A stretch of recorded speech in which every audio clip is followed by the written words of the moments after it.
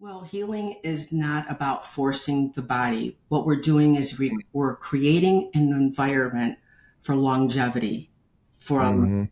20 years old to 100 years old and everybody in Hmm. between. So it is for everyone. And Mm. the body is capable of reorganizing and repairing itself at any point in your life. So you're never too old or Amen. too stuck. Amen. I just want to say amen to that for sure.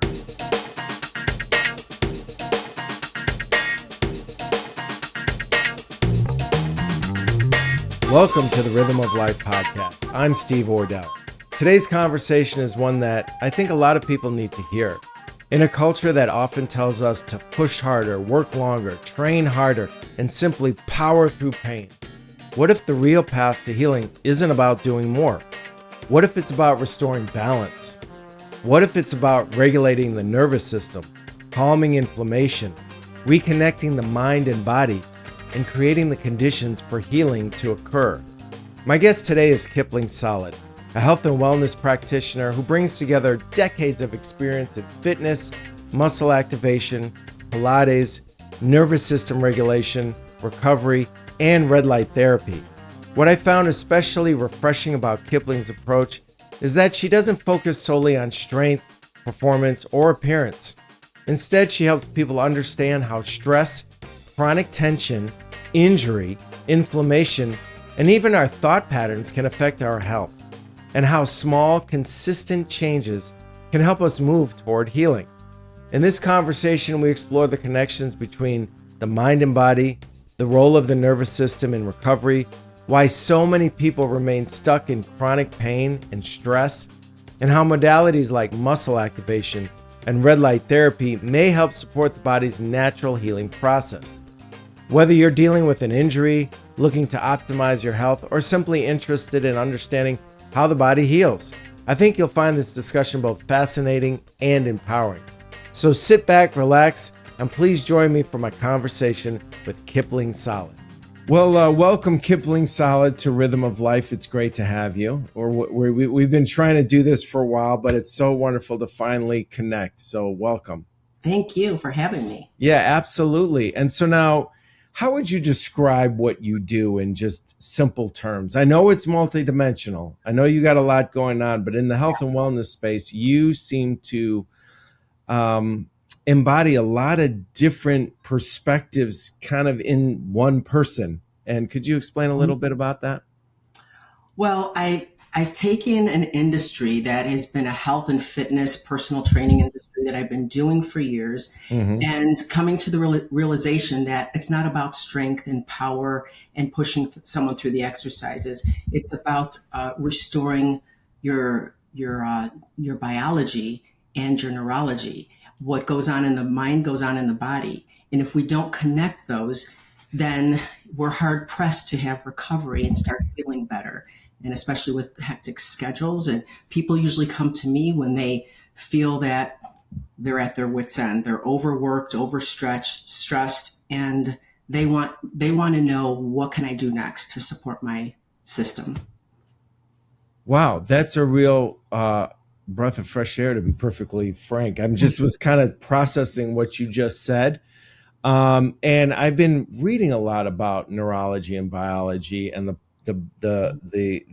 power of the mind in terms of healing your nervous system. It's not just about power, and it's not just about getting your muscles in shape and all that, even though you're very fit from what I can see, and you're a Pilates instructor and just strong in general. But it's not just about outward strength in the physical muscles and what you're looking at. There's so much more going on. And, that was a really, really refreshing take on it. It seems like it's a way more of a holistic approach rather than this, because you see so much advertising for people to get in shape and CrossFit and be as fit as you possibly can. Well, I actually did one of those CrossFit things in my 40s and injured my meniscus, and then I injured my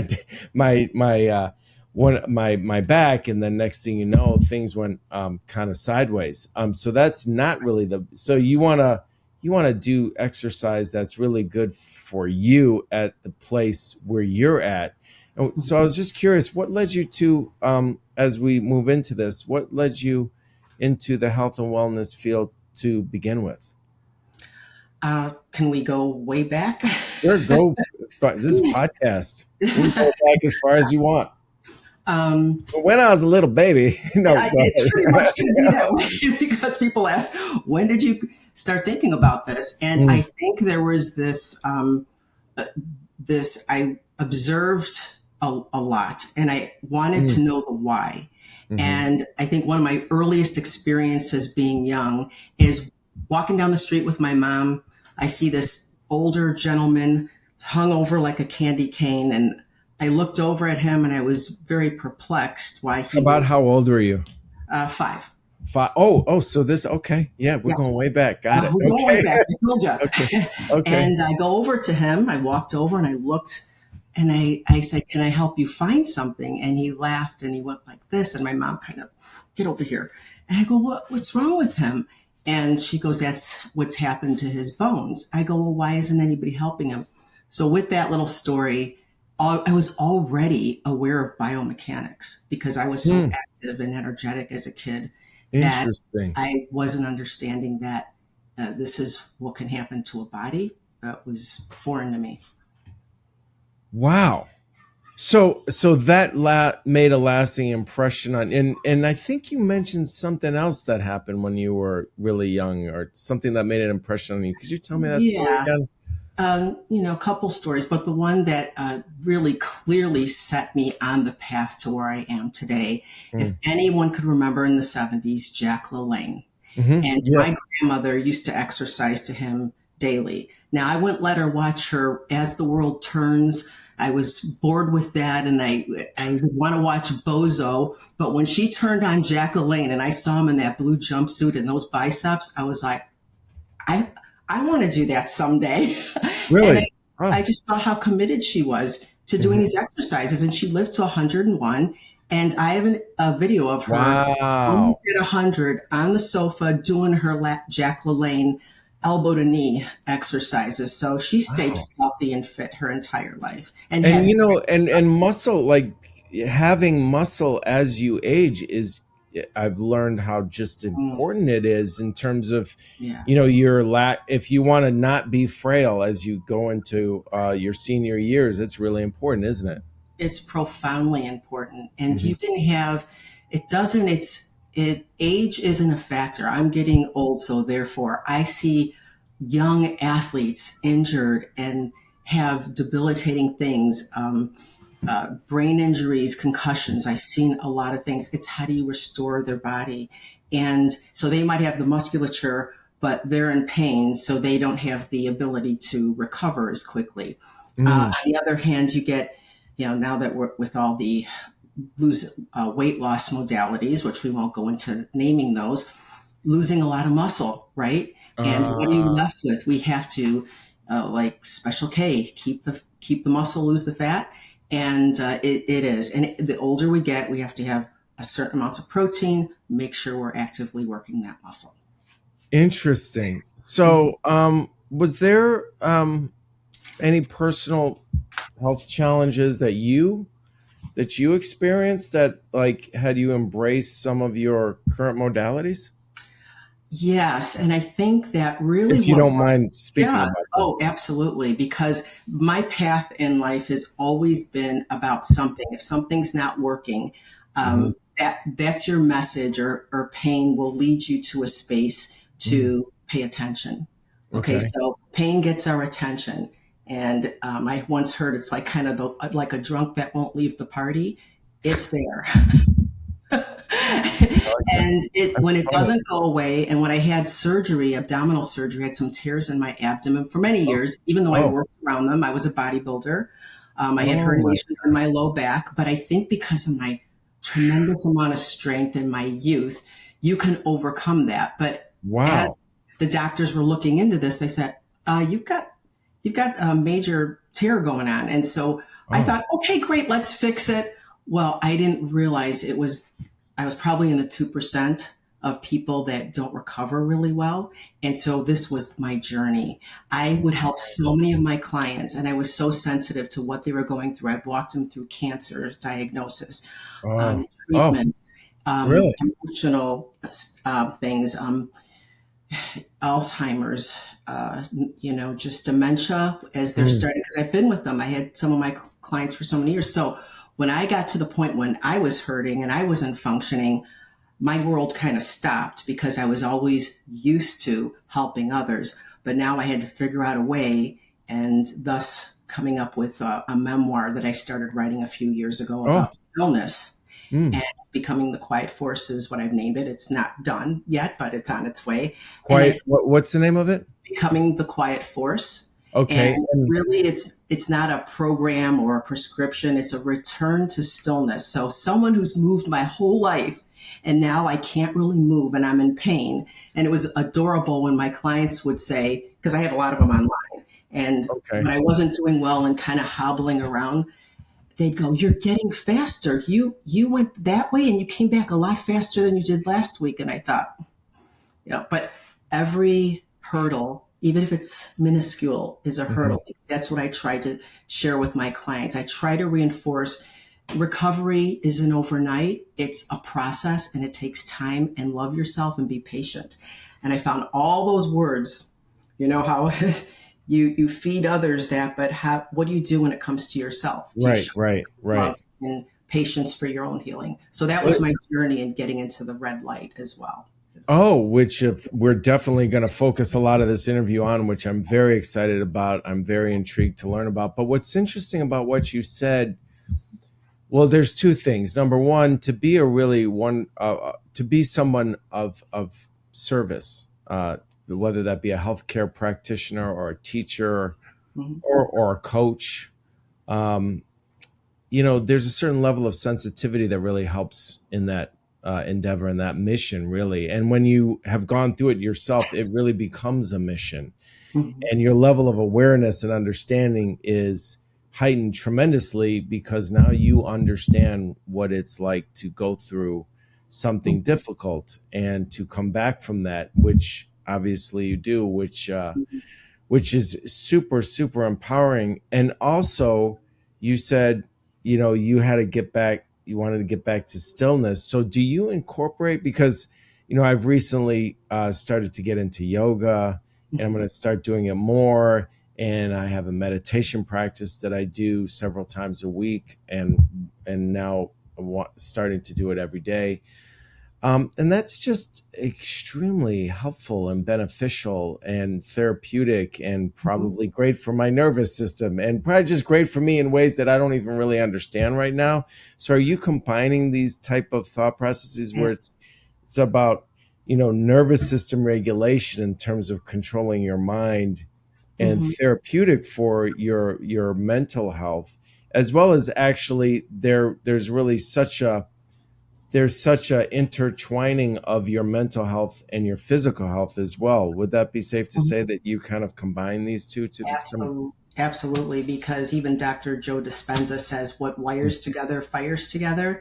And that's really good because a neural reset is about taking that brain activity that's heightened in a sympathetic state. And we Mm, want to how do we get it into a rest and recover state? And how do mhm, we bring the nervous system down so it's not that fight or flight, but like mhm, you said, meditation and yoga and whatever restorative prayer, and those are things mhm, that I've done all of the above. But when I mm, sat quietly, it was really about a little bit more meditative and just filling my mind with positive podcasts, messages, puzzles. I got into Liberty puzzles because of my client. And they're wooden puzzles. They're beautiful. They're out of mm, Colorado.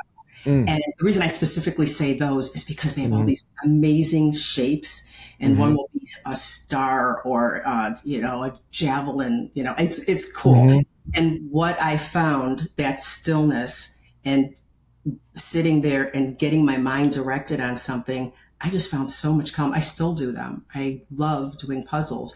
And so that quiet stillness, I get to do that. I have grown mm. kids out of the house. So it's a little Uh-huh. different. Parents are probably like, well, what about me? I've got my kids running Right, around. right, right, right. Go find a space. if it means get out of the house, go into your yard, Yes. uh, make sure you're gathering with people like-minded that will be supportive of you and think like you, because otherwise our energy could be taken from us and our sense of calm, right? When we know we're associating with people that just rev us up and cause more friction than we want. Yeah, and it's just kind of like makes me think about all of the stimulus we have in our current culture, particularly with social media. I Mm-hmm. mean, I actively, I use social media to promote what I'm doing. Mm-hmm. However, I don't really enjoy it, and but although it's can be very helpful if you're in Mm-hmm. the algorithm, I learn a lot Right. with the algorithm that has been assigned to me, given my interests. However, I notice how I'm feeling if I'm on it for too long. So I actually actively take a step back. I try not to get on it too much. And it's very, very important to just get grounded, because I notice if I don't do that, I just feel anxious and I don't even know why. And I'm like, oh, I need to do the next thing and the next thing and the next thing. And it becomes this kind of feels like a hamster wheel, and time just kind of goes by. I think it's wonderful to be productive, Right. but it's also when I'm at my best, I'm in a flow. I'm Yes. not feeling like I need to get to the next thing and the next thing. I'm just in where I'm at and I'm That's flowing. You know present. what I mean? That's called presence. So Yeah. when you're not looking ahead of you or not looking in the rear view mirror and you are present, Hmm. that is when you are breathing and when you're calming your state of being. And we can also add in, our peace gets stolen. Like my clients that like to watch a lot of news, or they Oh, read high anxiety books before they go to bed. All those little things that you think aren't going to impact your sleep or impact your mhm. thoughts are, if you feed that in, what's going to come out of that is your lack of peace and joy. And I have Totally. peace on one wrist and joy on the other, just in case I forgot how to embody it. But Right. really, it really is about finding that within yourself. You don't go Mm. outward to find it; you find it Yeah. within. Yeah. Yeah. Oh, for sure. I'm also interested, you will work. I'm assuming you work with a lot of high achieving professionals. And Absolutely. you probably see a lot of bodies kind of breaking down from stress Hmm. and overload. What patterns do you tend to see over and over again? Mm. And there's so much that starts to go on by the time I get to clients that are uh, paying attention after maybe years of neglecting their bodies and their minds. And so when they're sitting in front of me and I see that they have this chronic inflammation, my back has Mm, been, how long's your back been hurting? Years. Well, if you mhm. don't start changing the pattern and how to reset your nervous system through, I use specifically muscle activation, which we can talk a little bit about that Oh, too. yes, please. And that is, again, getting present, using the breath to heal the mind and the body, because we don't Mhm. heal through the brain, we heal through the heart and the diaphragm. And Uh-huh. those are the types of injuries that I see. Oh, it's my knee. And it's amazing how long people walk around. When I worked for a chiropractor, when I first got out of college, Mhm. I was in, like physiology courses. I thought everybody's going to be healthy. And I get out and this woman couldn't turn her head. I go, well, how many years has it been? She's like 30. I thought, 30 Yeah. years? Yeah. And I look at it as like a callus. Mm. If you have a blister and it's raw and it's open, it's killing you, right? It burns, you put something. And then after a while, Mhm. it builds up a callus and you don't notice it because it's built up. People don't realize what's been lost over the years. Right. And it doesn't matter how much someone feels like, oh, am I going to get this back? I say a week turns into a day turns into a week, turns into a month, turns Right. into a year. Yeah. Patience and consistency create resilience in the body and Mm. flow. I had Yeah. one of my clients, Marjorie, she lived to 100. I trained her for 20 years. And even until she passed, she was able to move, no pain in her body, and Mm. she'd broken her hip in her 70s. Wow. It was nothing. I say it's not about weekend warrior, and I see a lot of this because it will halt you. Injuries will halt you. You know from Yes. experience. Yeah. It's just repetition and consistency. And Well, you know, that's because it can be kind of daunting for people to actually first they have to confront the fact that they're dealing with this. A lot of people just kind of push it it's down. awareness first, right? Yeah, yeah. And then the second thing is it's so daunting to try to deal with such an issue that has been plaguing somebody for so long and chronic. So, so I think that's a really great method to get people to just take the first step. And that's really what it comes down to, just beginning. Right. And oftentimes people are so intimidated and it's such a daunting prospect to even begin the process of healing. They don't know where to begin, or they think, oh, that's way over there, I could never heal. And I've been reading this book, which I recommend to you and to all our listeners, called The Holographic Universe, which is really profound and for me, and I'm about halfway through it, and a lot of it deals with the power of the mind to heal the body. And I am clear that is a powerful mechanism that a lot of people a don't believe in, and B don't really understand how to harness, even if they do believe in it. And I think meditation plays a big role. And given what we said, I'm also interested. Why do you think so many people are chronically tense, inflamed, exhausted, and dysregulated? Yeah, it is about dysregulation. And how do you get regulated? Because things get ignored and you go on. And like I said, the pain gets louder and they don't know where to start, or they've gone everywhere. I've had that too. I've gone everywhere. And what I found is that let's just start somewhere. Let's start with the basics. Yes. And I don't care how fit, or somebody has a six pack and they're talking about pain in their hip and they've got a hip complex issue. Okay, we're going to start from the ground up. And what I liken it to is building that foundation, whatever your foundation is, and it's dilapidated, right? And you've got holes in your foundation. I look at the body, I go in there, and I'm trying to fill those holes to encourage someone that here's where we start, and we're going to build upon this. And it starts there with those fundamentals of movement and muscle activation to restore the breathing. And then the red light therapy actually works on the mitochondria and the ATP production. Yes. It's putting a power booster on your cells because they're kind of doing the backstroke or floating by the time they get to our age. And it's nothing's really proliferating very well. That is an accelerator to healing and inflammation and restoration. And that's where I found it's superficial. It goes at the epidermis of the skin. It gets beneath those layers. And that's something that's really been so impactful, and why I decided to open up a clinic on pain management and include that. Oh, so it could. Well, I'd love to go on the muscle activation and then the red light. Could you talk a little bit about muscle activation, what that entails, and what that does for people? Muscle activation really came about, and I was introduced to it through someone by the name of Doug Heel, who came here from South Africa. And there's these physical sites, and we call them the defensive sites. So we have compensatory patterns, and none of us really are aware of that until we go into these areas and people are like, right? And that's a system that helps regulate, and it causes somebody to breathe when you have all of these sites. And usually a practitioner will do that. And now they have taught athletes doing it on themselves. But what he brought was something called the butt bungee. And it's like, if your butt ain't grooving, you ain't moving. So if your diaphragm and your glutes, and it sounds like a house music song. If they're not coordinating, you can't get hip flexion, you can't move properly.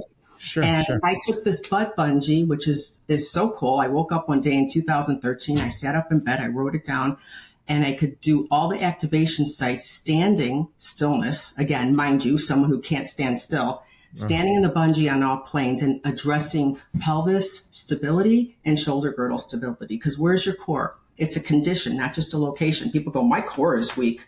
Well, I've seen a six pack. It's not functional. You can have strong abs and not functionally be strong. And so my people Well, that do, aren't there like abdominal muscles, underneath right, the six pack right. that are really the ones that are critical for But your we core need more? the breath to knit them together, and that comes Yeah. into Pilates. And Wow. breathing regulates the body and restores it and Mm, gets it to fire and move appropriately from the mm, center out. mm, Otherwise, gravity's taking us and collapsing us towards, so we're imploding. mm, Anybody who's had an injury, hip, if it happens on one side, it's going to happen on the other hip. One knee, the other mm, knee. So I try to get these people like, let's stop compensating and let's change this pattern. It's never too late to change the mm, pattern because as long mm. as you're breathing, you can change a pattern. And I've seen it sometimes happen in a single session. Wow. So, okay. So the muscle activation is using the butt bungee? Is I that use that. It's a tool, right, for a muscle tool? activation, I hands see. free, instead of driving my hands into somebody that, might be. I Oh. was concerned because I have a lot of older adults and people who've had autoimmune stuff or Mm, chronic injuries or things that go on that they're very sensitive.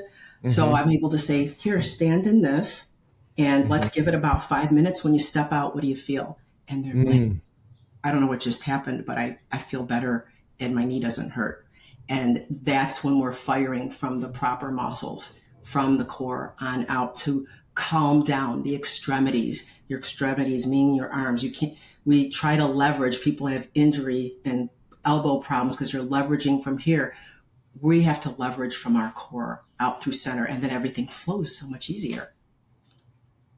Interesting. Okay, so you could probably see from my face, I'm trying Yeah. to take this in to understand. So, are you saying that you're getting muscles that aren't working and firing properly because of the compensation due to an Yes. injury They're that underutilized.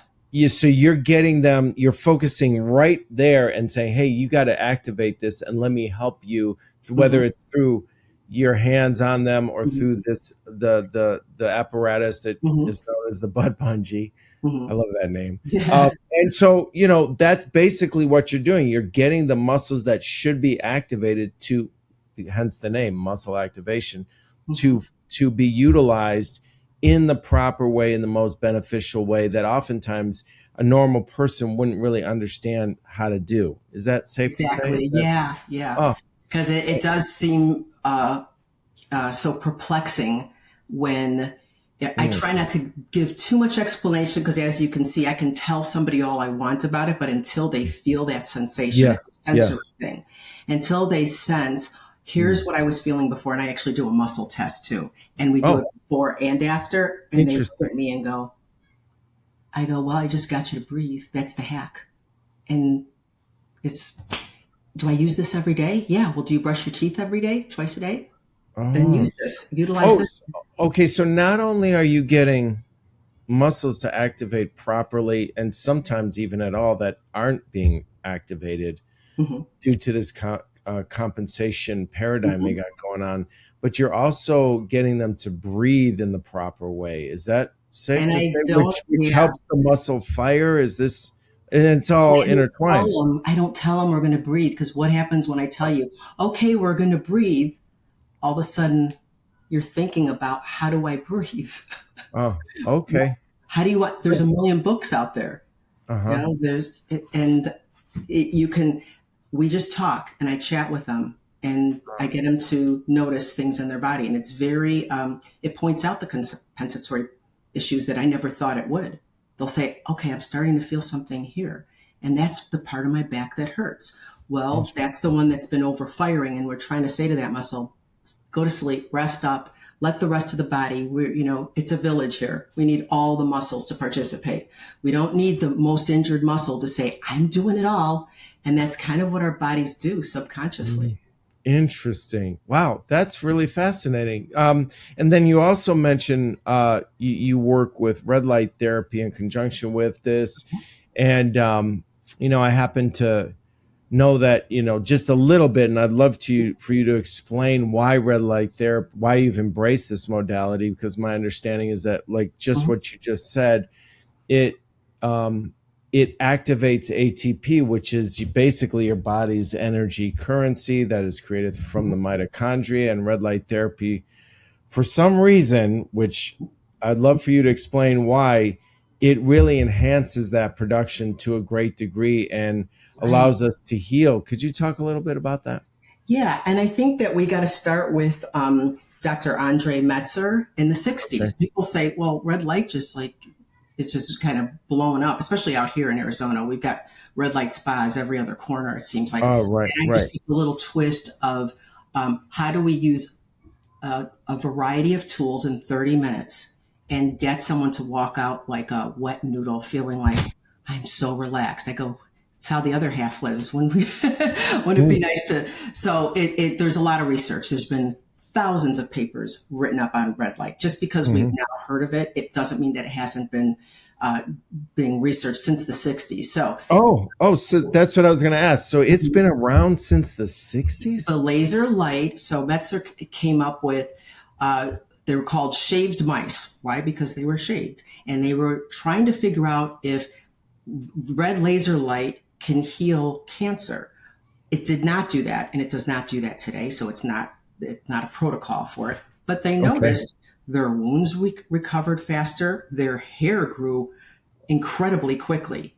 And that was the beginning of, now you've heard, hair restoration helps with Oh, hair growth. So all of these things they were mm. starting to pick up in red light. And then I could go on and bring it up to a little closer to date. Dr. Please, please, Hamblin, please. he focused on the lungs and upper respiratory issues, and primarily during COVID. So we started looking at what does sunlight and mitochondria, vitamin D have to do with recovery.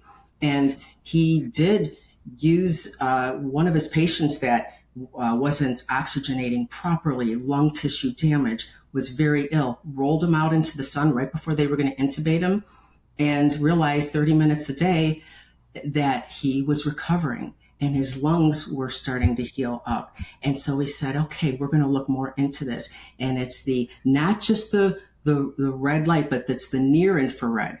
And that is from outdoors as well. So it's not just red light. He was actually looking at sunlight's lack of sunlight in other countries, what had incidences of higher respiratory problems, who wasn't getting better, people that weren't getting light. But it's the near infrared that really heals and gets beneath the surface. That's where the mitochondria get a big boost. And so Interesting. that was his claim. So are modern day red light um, therapy machines basically doing what they can to mimic the sun's power? Is Right. that Yeah, exactly. ah? And so that's why when he was working with this, and he does address red light as Hmm. well. But now so many other studies are coming out. Let's see who else. Dr.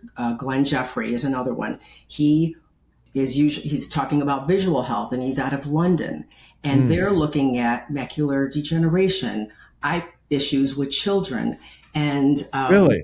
laser light, and they're making incredible advances on visual issues as well. And then you Interesting. come back to University of Utah. A professor took head injuries, 23 Division One football players with head injuries, did a 16-week study with 3 times a week with red light, and they had the control group and the placebo group.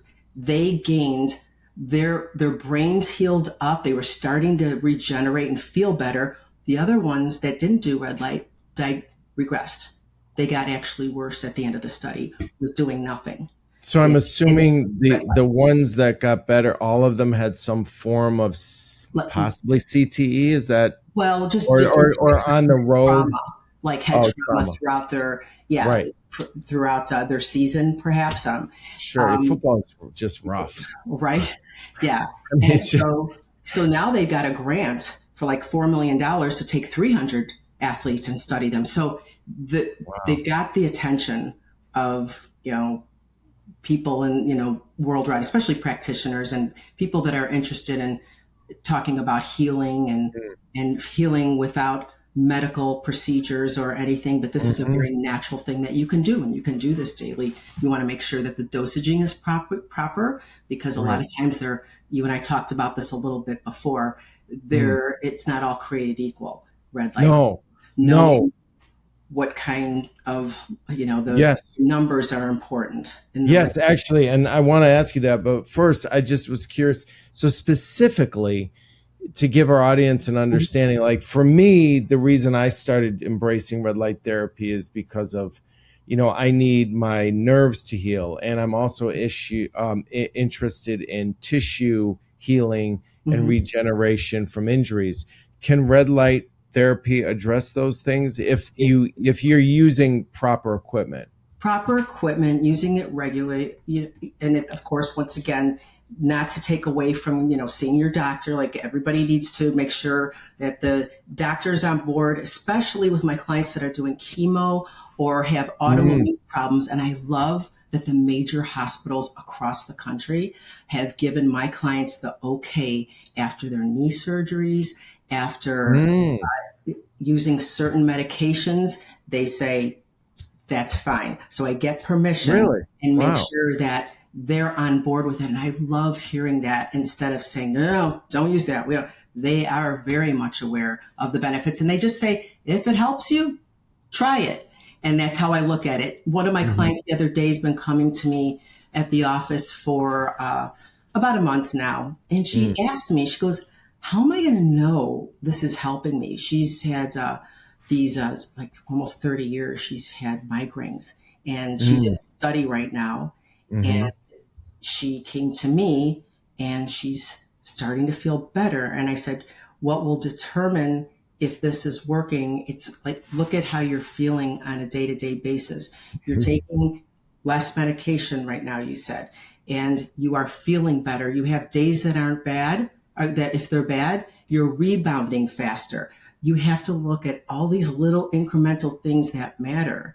And Hmm. so she can identify that I went to a Pilates class, and usually I wouldn't feel so Hmm. great afterwards. And Hmm. now she says and that's not even from that much. So I can't make claims, and I don't like when they're, this is what it does. This is, what it doesn't do. I say, give it some time, just like you Right, would any program, and right, right. notice what's happening to you personally. Well, are there any other examples of clients that you've worked with that have experienced some Yeah. significant benefits from red light therapy Yes. Okay. There's a couple. So besides one, what you just said? Yeah. yeah, one of my young athletes, I was working with her, Hmm. and she's a volleyball player, had some things going on in her body. And Interesting. we had started, and I taught her activation. She How, was how old of a athlete? 19. So she just Oh, graduated. okay, okay. My daughter's 16, the Okay. So competitive volleyball player. uh-huh. Yeah. And Very for happy, and it's some tough on the body. It is tough, man, and her knees started hurting when she's doing this jump training. I'm like, that's what that she now you was. understand what I've been telling you about. Your body's frail. You got to take care of it. But anyway, I'm sorry to interrupt. Go No, ahead. that's okay, because Yeah. that's exciting that that younger generation, they really want to be proactive in their health and how they're feeling. Hmm. And they don't want to be injured, and if they're injured, they want to feel better. We were Yeah. doing well, and she was doing Pilates with me also. And all of a sudden, she was so disappointed because she jumped and she landed weird, and they thought it was a meniscus tear, but she just had a lot of inflammation. Uh, And she goes, I'm a senior. I only have a few games left. And mm, between her coach and us troubleshooting and recommending, how about you go here? And she goes, I don't want to do any of that. Just, I want to see if we can get this to calm down. So I specifically put her under my panel at the office, but I also use, this is the Aneo Total facial wand. And see, it has oh, that's vibration a, and red oh, light. I oh, specifically used this right on her knee. And that was one of the things that helped, because it was real spongy under her knee. And after we would directly put this on there, aside from the other modalities, okay. she was doing well. And I And could, how long was each session that you used that wand with? oh, About. just a few minutes, because Oh, yeah, probably 5 minutes of this, because I had her under red light. I had a red light mat under her. We activated, we at the same time. one right after another. Oh, oh, I see. Yeah, Oh, yeah. interesting. And Interesting. 2 days later, her coach was like, okay, you could play in the game if you really want to, but just watch it. She did great. She did Hmm. great. So, mhm. So red light therapy is Well, can be very beneficial, specifically with inflammation, which is right. And that's amazing. And that's like the core of a lot of the issues in the body, isn't it? absolutely. And for her, and she goes, but I was doing so well. And I said, we can't change a 19-year pattern. We were Hmm. talking about her feet and instability of her feet. And when your feet are unstable, it's going to take more time than a month to regulate those feet. And your Mm. body's trying to make these changes and you got to give it credit. But every now and then it's like, it just can't hold up for you. And, Right. through time, as she's learned that I do my activation every day and I'm keeping up with these certain exercises that strengthen from the ground up, the foundational Hmm. work. And she recovered quite quickly and is doing quite That's well. amazing. That's remarkable. And so, do you use red light therapy yourself every day? Oh yes, it takes one to know one. Yeah, I mean, I really do. I've made it a consistent effort to. I don't do it every day. I probably between 4 and 6 times a week max. But people wonder, how long am I supposed to do it? What if I stay under an hour? All the research shows 20 minutes to 30 minutes is fine. It's plenty because you don't Oh, want to overstimulate the system either. So oh, red light has a range of wavelengths between around 620 and the okay. NIR is about 950 and What maybe does that mean, those are NIR? the specific ranges on the spectrum Okay. that's the red light and near infrared. That's the sweet spot for red light therapy to work. Could And you say that that again? What is the sweet spot? The is digits, the about from numbers? 620 to 950. Those are the studied ranges, I but see. only for about 20 to 30 minutes. And anything beyond that, less is more. I always say less is more, but people are like, more is more. No, more is bad. Yeah, right, Sometimes more is right, overdone. right, And right. yeah, and so everything that I noticed from my healing, I had some neuropathy going on in my abdomen, and Oh, it can still be there. And I think that we usually cannot point to any one thing because it's a combination of things in our life. I mean, everything mhm, we have to be on board as a whole to mhm. have things work. It's not just all about diet and then I'm going to get to where I want to be. It's not just about walking because walking doesn't address the muscular system. You have the muscular system, the cardiovascular system, and then you have the autonomic system, which is your digestive tract. And then you're Mhm. looking at that visceral system internally, which I had a lot of stuff going on and stomach dysfunction and Oh, digestion for many years. And just like, how do we, that's all about stress as well. And so I notice when I'm stressed, I'm like, totally, totally, all of a sudden I totally. go, okay, wow, just chill out because your body will remind you.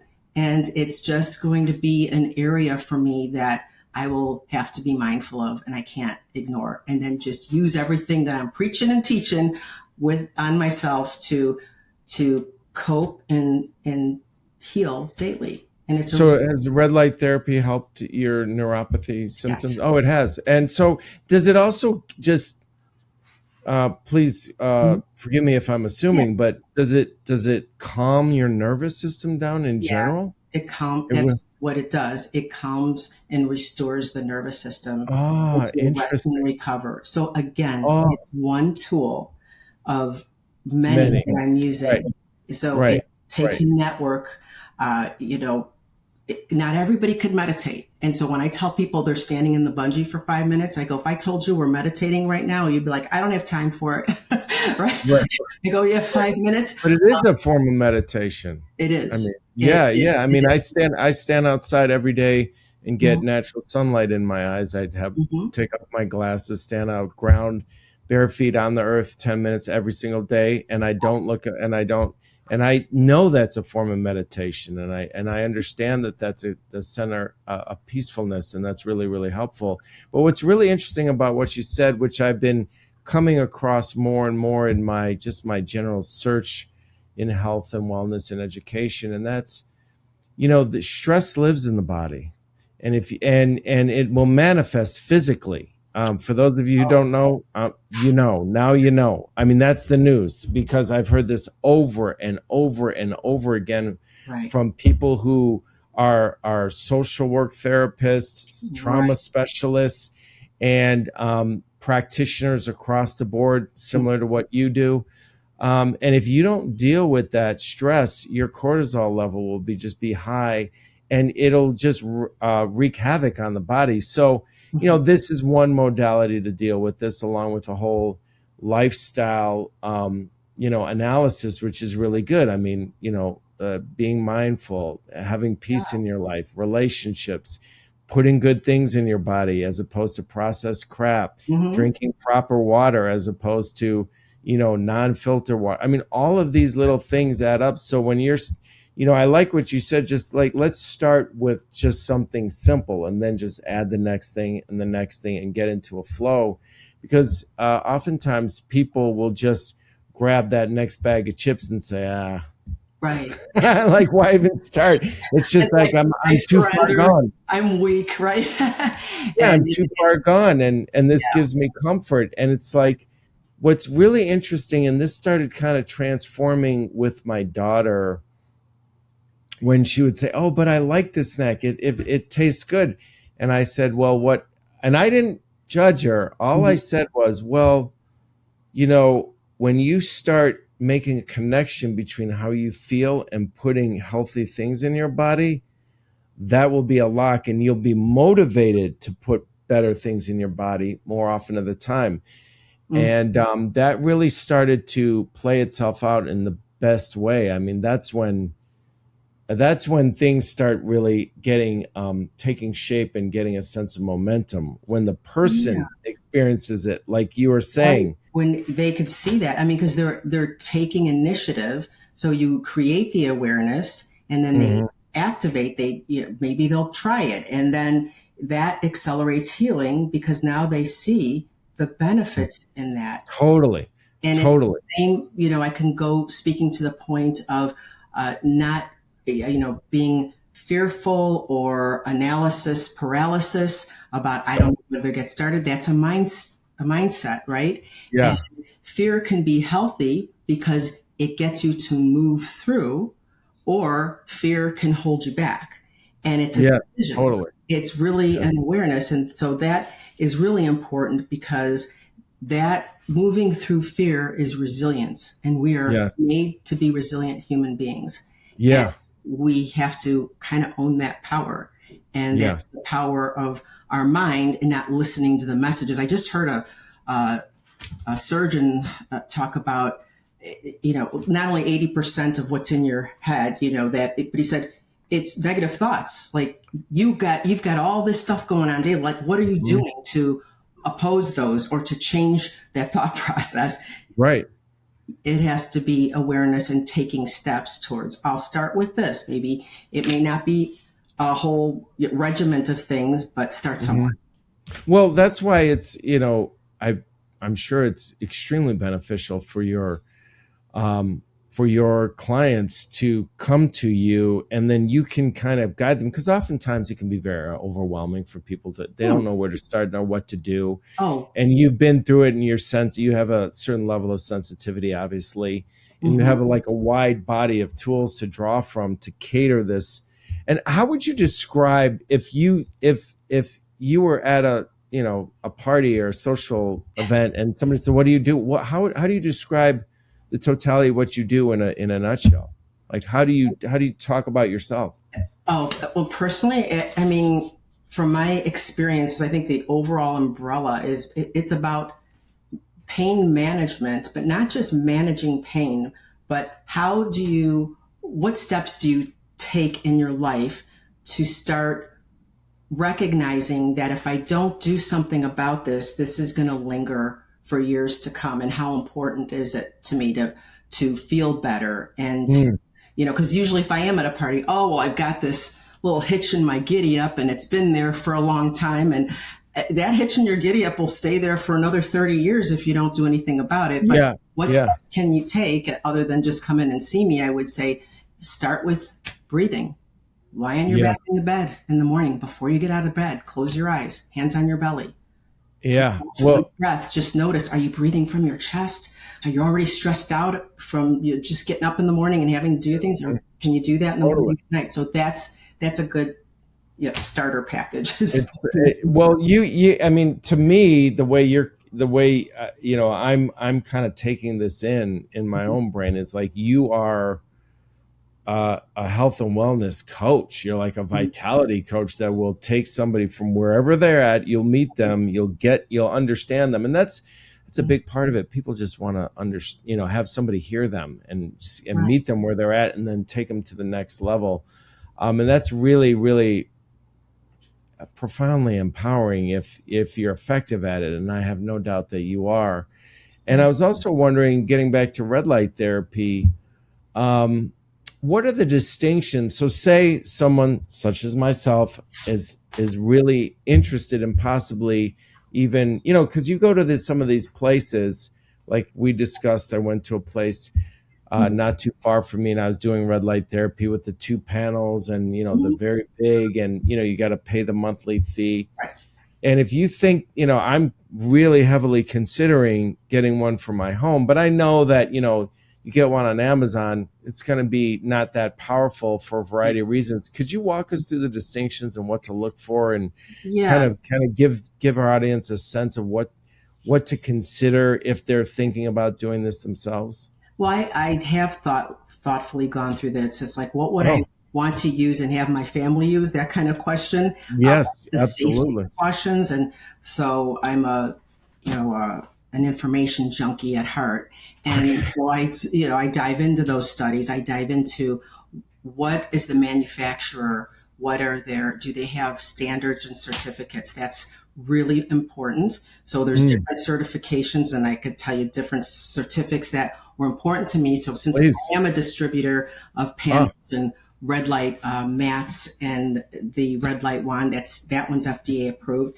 and that just shows that there's some regulation on that. and what's the company that The you the distribute? Ready Effect is one of the distributors of the big panel red light. So I'm a kind of an associate distributor through that company, and Okay. but it's really I really manage everything. When you're talking about from sales, from that to finish to warranties, they come and see Oh, me, and I make sure oh, I'm handling all that. And that's the one thing I found when you're just buying something online, you don't know if it's pretty much third party. You don't know where it's coming from in the yeah, country. What were the yeah. manufacturing restrictions? Like, what's that light doing? What was the criteria? And Mm. they don't even show some of the wavelengths between red and near infrared. And I've Oh, done and, homework. When people say, "Can you check uh, this out?" And I'll go, "Yeah, this is unclear, or this is actually misinformation." ah, If ah. they're saying that here's where red light starts and then the number's wrong, it's like, well, that's not science. Well, It's what specifically about this company drew you to represent this product and sell it? I think that first of all, I liked who I was working with. They open up a lot of spas, and they've been Mm, doing this for a long time. And mm, they gave me the information about how to why they chose the lights that they did, mm, and what makes a difference in that their ability to have people trust them. That mm, their clients trust. That's what I want. I mean, we put our reputation on the line. I When I mhm. make a recommendation, that impacts me. So I thought Yes, they're absolutely. willing to teach me more about red light, guide me in this, and Hmm. they really supervised me and said, here's how you can research more of this. And Mm, they're very busy, so I had to independent study kind of and keep doing my own homework. But I thought, mhm. well, they have the certifications, and one of them is called the ROHS, and that's restriction of hazardous substances. This really got me. Ah, Like when I read this list, it's lead, mercury, cadmium, and ah, I mean, that's an important one to have. And so mine absolutely. have that. And the other one is the ISO. It's 9001. Not real important, but that's just quality. It's like, that's making sure that the organization standards, that's an international. And Oh, gotcha. then there's Okay. the CE certification. And so that's for environmental standards. Is Mm, it, is it, are there the products that they're using within the red light, are Mm. they viable and safe and Mm. will hold up.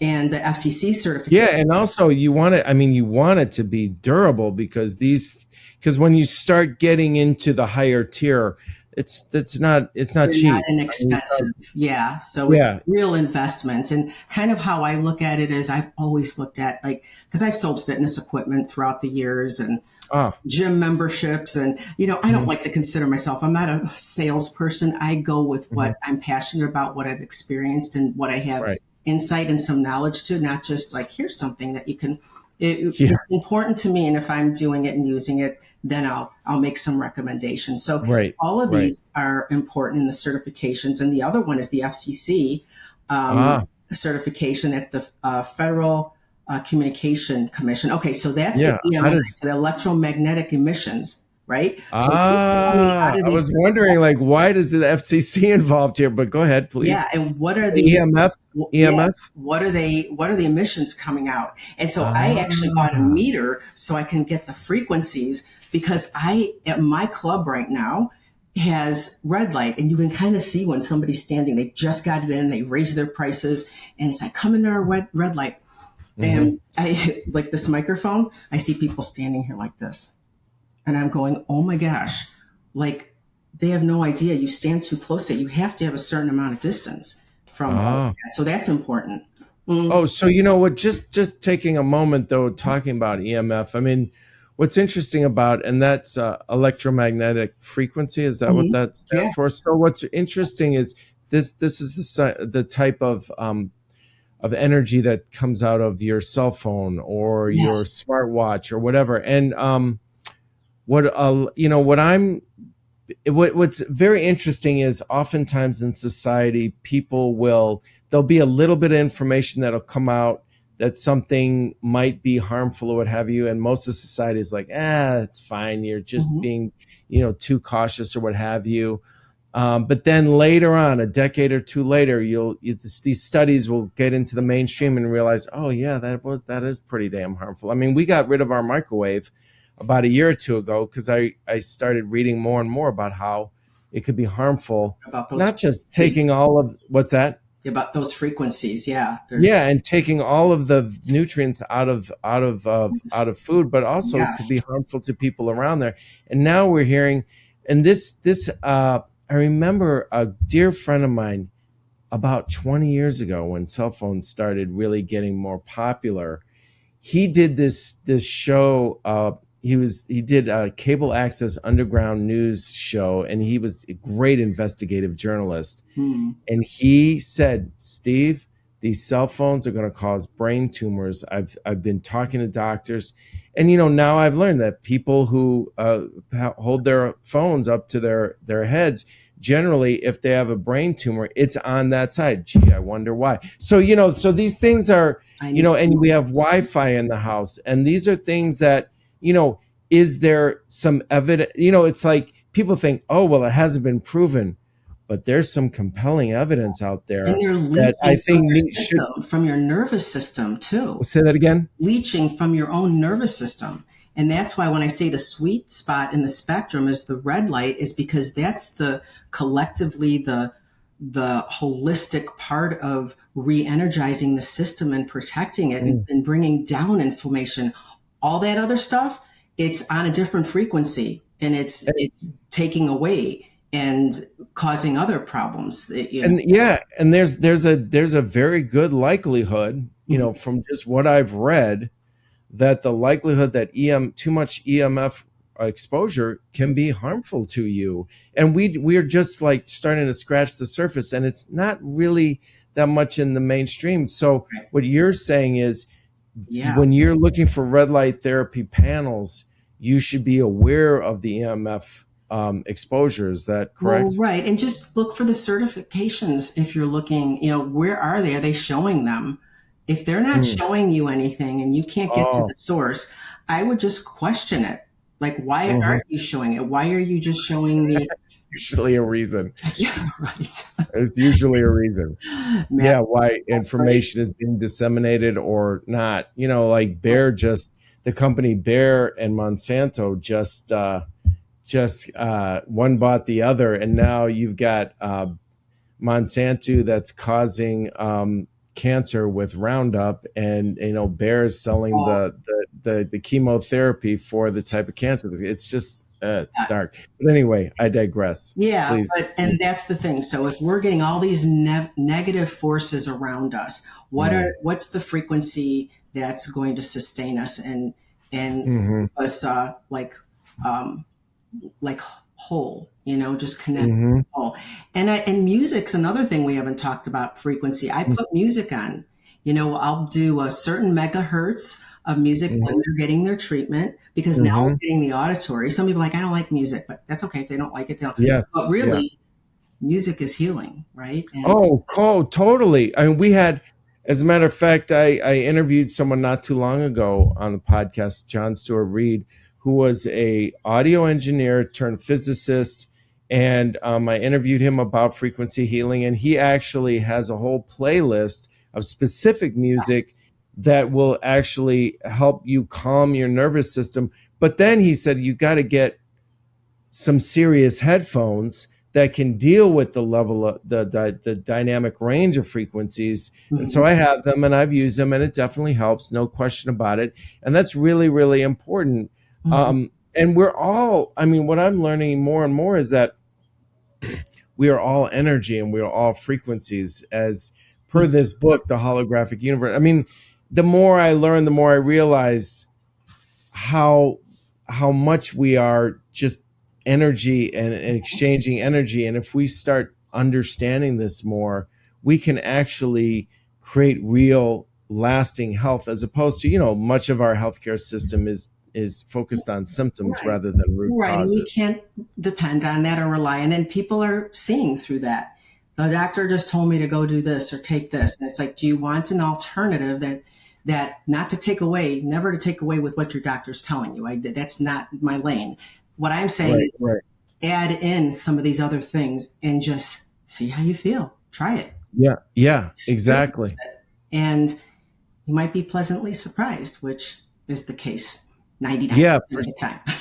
yeah, for sure. And I also wanted to ask you about, I think, don't you offer something called Red Radiance Repair? Yeah, that is my red light company that I started at a chiropractor's office. I'm renting space there, and I came up with this uh, red light therapy treatment, like a combination of things that I utilize, and basically. To all those modalities that I mentioned, it's called the 5 and 30 is what I named it. So people come in for 30 minutes and I have 5 modalities and I hit on all these. They're like, we're going to do all that in 30 minutes. I go, oh, watch. So what are they? It's the muscle activation that we start with. Right. And then I have, I didn't show you this. A Please. chiropractor in Chicago developed this. I've seen, didn't you show? Yeah, I represent these, and everything that I use with my clients, they purchase them and they use them because it's giving them autonomy, and they can go home and work on all their sore muscles and use frequency and vibration. This is vibration therapy. So. So that helps loosen muscles. On their back, and they're like, "Oh my gosh!" So we do that. And then, that's interesting. That's more of a dish shape as opposed to something. There's nothing else really like this on the market, and it really can get. Unlike the Theraguns, you can't really go on joints. This goes on feet for neuropathy, plantar fasciitis, right on top of the feet. Oh, really? Any type of nervous system disorders. It wakes up the feet. Oh, okay. What? Ground a little bit better. Oh, I have friends with plantar fasciitis. So we're going to put links just so our audience knows to everything that Kipling is talking about in the show notes for sure. Yes. And that's really, really fascinating. And, I mean, there's so, are there any other modalities that you want to talk about? I got a few more. So LAF method is what that's what I came up with. LAF, lymphatic awareness flow. And it really is that I combined a series I like that. from muscle activation to joint mobility So I researched this. I changed tweaked a few Could you say things. what LAF stands for again? Lymphatic? Lymphatic awareness flow. Lymphatic awareness flow. So what does the lymphatic system do? Because, you hear about all these Yeah. things that help with the lymphatic drainage and Yeah. lymphatic massage. What exactly, just so our audience knows a basic understanding? Well, the lymphatic system is this beautifully integrated system that flows through the body. It's this, it really is, there's a fluid that flows through. And so you can't really address it aggressively through exercise because that's pretty active. This is kind of restorative. So when you're talking about lymphatic flow, we have the highest pressure from the top of the head down, just like all our pressure, tension here. Sure. And so the lymph system drains, goes into the lymph nodes that picks up the bad stuff to cart it away. But so it's a system of draining toxins that's or why bad draining drains down, but then you got to push it back up the other way, and then it gets excreted through the kidneys and out. And that's where that's at a cellular level. Once again, that healing, that beautiful network of the system that is the kind of the autonomic system. It's like it's that works in a different way than the cardiovascular and the muscular system. So I came up with this 5-minute routine that my clients also do after they do that, and they do this. Another way for flow to get this to push through, you can, the buffer is kind of familiar to that. Then we have the power plate. Power plate's pretty restorative. I'm careful who I use that with because anybody with instability in their back or the knees, I'm careful. So you stand on that and it kind of vibrates? Yeah, so I've I use those. that with caution, and I have to see personally what I'm doing, with those Gotcha. people. And then lastly is that what I showed you is the facial wand. And I'm not only doing it because it does help you with, have less wrinkles. It helps with your skin texture and tightens up the skin. Okay, that's from a dermatologist and spa sense. My reason for using this is because anybody who clenches their teeth or has a lot of jaw tightness, nerves that run on the side of your face, and that all leads in activation and the vestibular, vestibular system, and their nerves that hug you right here, and then they go to the top of the head. So when I'm working on people, that's why they're so relaxed, because I'm relaxing the jaw muscles, which in turn turn off the trapezius and get the shoulders to drop down and back. So anyone with shoulder, jaw pain, headache. Oh my gosh. Yeah. I know my wife is got that going on. And totally. Oh my gosh. Wow. Okay. Yeah. And so in the vagal nerve, that's all connected. It runs down the back. Could you just touch on the vagal nerve? The vagal nerve. And why that's so critical. My understanding is that it's connected to all the major organs in the body. Exactly. It is connected to everything. And when the vagal nerve ain't happy, it just causes havoc in the body. It lights up the brain, and any type of head stuff that's going on, headaches, or again with the jaw, it's all interwoven and connected. And sorry, there's a kid. I got my door wide open, and the kids are driving in the park. I love it. It's beautiful. It's cool. This moving on, talking about vagal nerve and like relaxing the body, moving. We had our kids and we were bringing them up in Chicago in a neighborhood, a lot of diversity. It was wonderful.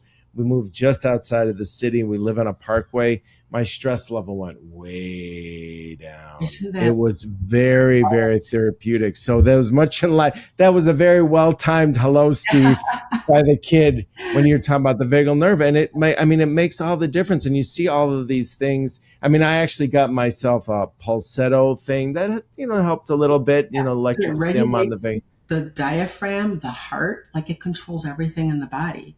So that is a very, they've even done on cadavers, they've tested that, and it's Wait, what? Say that again. Cadavers, when they've researched what the vagal nerve does and how sensitive it is, they've actually found that you touch it and it's very temperamental, even, after.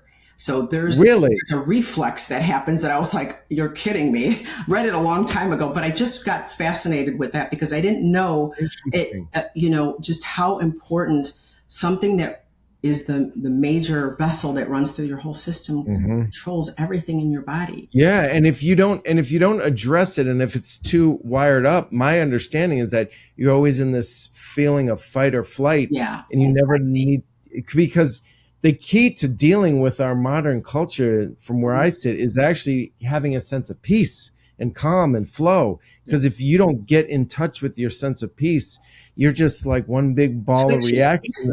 Yeah, yeah, and I think that what happened with a lot of people, on just to digress a little bit, during the pandemic, it forced people to slow the hell down, Mm-hmm. and they started like looking at their life like, man, I'm just like running on a hamster wheel. Hold on, I need to reassess. So Yeah. I think this does that in a very particular way and gets people to kind of just Mm-hmm. calm down. Like, for real, it's you can talk to somebody all day till you're blue in the face, say, oh, just calm down, just relax. That's not going to help them. Mm-mm. You need some sort of specific modality that actually gets them to have a real sense of relaxation and calm from Mm-hmm. the inside out, dealing with the mind and the body. Right. And it's kind of spoon feeding. People can't absorb that much. They can only, even a while ago, I would say, okay, I'm going to throw a lot of balls at you. You catch what you can. But even if you throw too many, people are like, wait a minute. And Yeah. it can tend to be that way. People even say, when I teach them Pilates, they go, whew, there's a lot of thinking here. I go, yeah, it's not like doing bicep curls, right? And you can talk to somebody while you're working one muscle group, or very few. Yeah. Whole Yeah. body exercise, that's Pilates. And you've got to be all ensconced and really connected to what you're doing and mindful. And I think the people that I've majority of my clients do Pilates, even though I came out of a gym environment, as we've kind of, segued over to this, they feel good. Their posture is better. They feel everything working from their toes, from their head to their toes. So Yeah. that's Yeah. Well, this has been extremely, extremely insightful and helpful for folks. I'm just there. I mean, I'm just kind of just breezing through my questions that I wanted to ask you, and we've pretty much touched on almost everything, unless there's any other topics you wanted to cover that we didn't. But I think we really covered a lot of ground, and this will be very informative, because we're going to follow up this video with I'm going to do a specific video, and I may call you for some consultation during the edits about red light therapy specifically. But I was just wondering, to close out here, what do you hope people ultimately take away from your work? I know you kind of touched on this, but if you could kind of bottom line this, when someone comes to you, what do you want people to walk away with and take away from what kind of impact you want to have on folks? Well, healing is not about forcing the body. What we're doing is we're creating an environment for longevity, from 20 years old to 100 years old, and everybody in between. So it is for everyone. And the body is capable of reorganizing and repairing itself at any point in your life. So you're never too old. Amen. Too stuck. Amen. I just want to say amen to that, for sure. I mean, I believe that. And, there's a power in belief. There is a strong power in belief. And what hit me to this was, years ago, I heard a really incredible news story about a clinician that has spent a doctor that deals with Parkinson's patients, and they did a placebo-controlled trial about the placebo effect of the Parkinson's medication. Now, Parkinson's is a serious condition, as we all know. Clients, yes. Yeah. And the people, and this was a very controlled, well-documented scientific study, and the folks that got a placebo versus the ones that got their Parkinson's medication, the people that got the placebo, the Parkinson's patients, acted the same way they do when they have the medication. And that just blew me away. That sparked my interest. And this was that's power of belief. Yes. So for those and I've seen documented evidence about this over and over and over again. And it really never ceases to amaze me. So no matter what, for those of you listening that are dealing with something, Believe that you will heal. That is the first step in actual healing. Believe that you will. And if you don't know how it's going to go, don't worry about it. Just start believing and you will find a way. You will work it out. You'll meet somebody like Kipling or some other healthcare practitioner that might take your hand and guide you along the way. And I also just wanted to say as we wrap up, Kipling, and thank you so much for your time. What excites you about what really like is exciting you? I mean, is it red light therapy? Is it other modalities? Is it stem cell therapy? Is it a combination thereof? That, like, what excites you about the future of healing and recovery? Well, I think that the more information that gets out there with these modalities, because people are still kind of scratching their head, going, come on, is this really working? This is not a lot of, so I really love the fact that they have, they said that red light therapy is like a $1 billion industry. It's going to be 1.78 between the next 10 years. It's not going anywhere. But we have to still be careful of what we're looking at and all these. And it's like anything. My clients used to say, what about this program? And have you seen this yet? And I go, I've seen it all. Stay the course. If this works for you, try to implement it. And if it works, continue it. Sometimes I just flat out and say, don't even bother. This is not your ticket to health and wellness. You got to do the legwork. I've worked out my entire life, as you heard from my stories I haven't stopped working out. And I said, if there was a shortcut, I wish I knew what it was.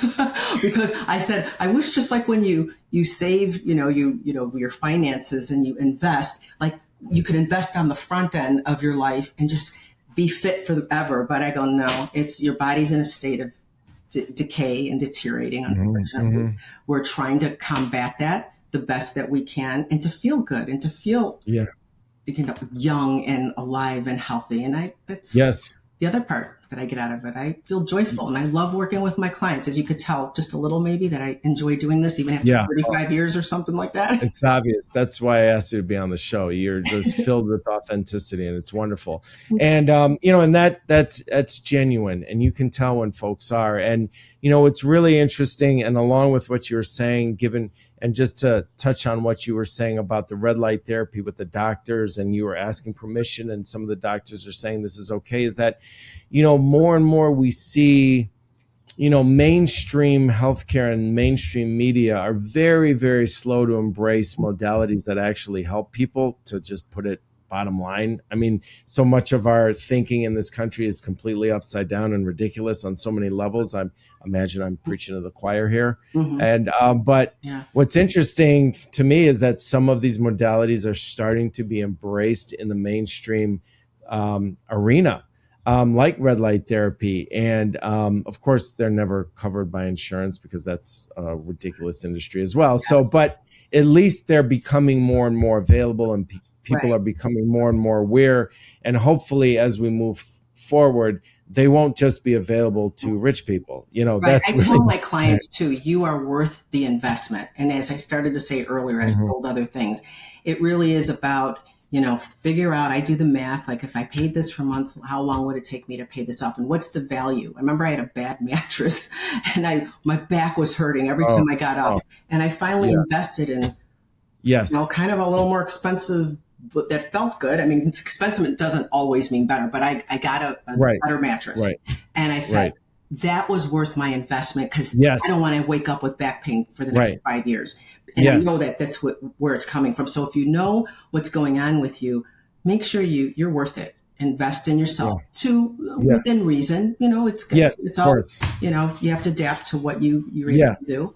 Absolutely. And where can people find out more about you? And I have a website, solidbots.com.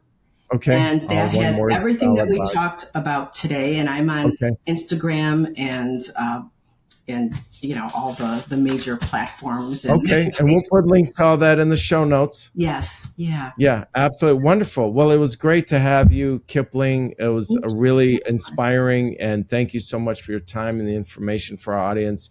We're very grateful. And I look forward to getting my own red light panel at some point soon. Yeah. I just got to have a bake sale or something like that. Oh, Put some Steve, money it's together. been a pleasure. Thank you so much. We've kind of Yes. known one another through the Yes. ether, and Yes. we've been connected. And Yes. I just love what you do, and I knew that Oh, you would thank make you. me feel very comfortable in an interview. It's Oh. not my favorite. I told my clients, like, I like an audience of one. And you made it very easy to interact with, and you're so good at wonderful. what you do, and I appreciate Wonderful. Well, thanks so much for having, for being on the show. And it was really, really, really informative. So thank you very much. And for those of you who want to know more about Kipling, check out our website. There's lots of offerings, lots of things to take advantage of. And I hope this was informative to all of you. All right. Take care, Thanks. Kipling. Bye. Okay. Bye-bye.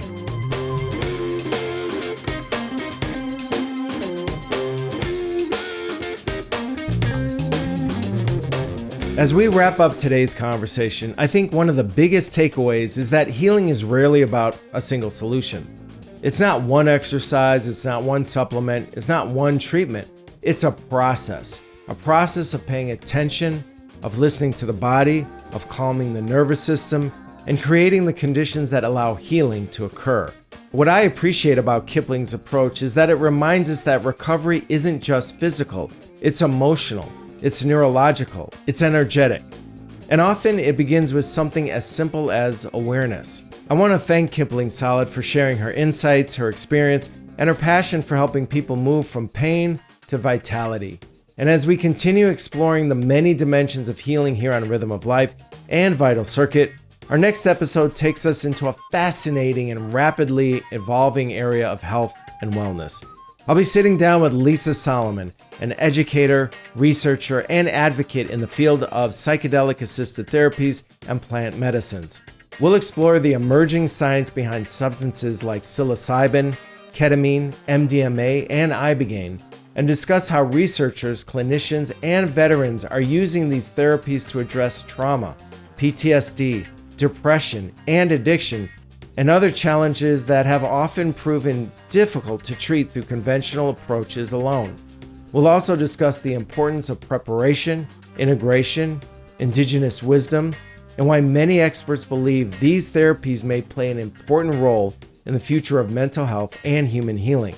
It's a thoughtful conversation about science, consciousness, healing, and what becomes possible when we look beyond symptoms and look toward root causes.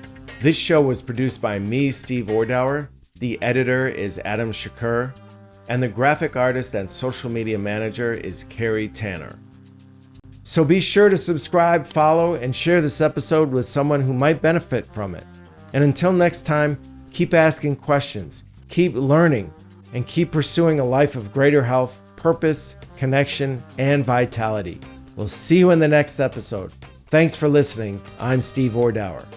This has been a Rhythm and Light production.